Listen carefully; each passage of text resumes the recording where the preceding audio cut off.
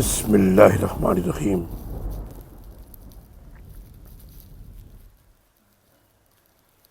بلا شبہ اللہ کے ساتھ کسی کو شریک بنایا جائے تو وہ کبھی معاف نہیں کرے گا، اور اس کے علاوہ دوسرے گناہ چاہے معاف کر دے۔ اور جس نے کسی کو اللہ کا شریک بنایا وہ گمراہی میں دور تک چلا گیا۔ سورہ نساء آیت نمبر 116۔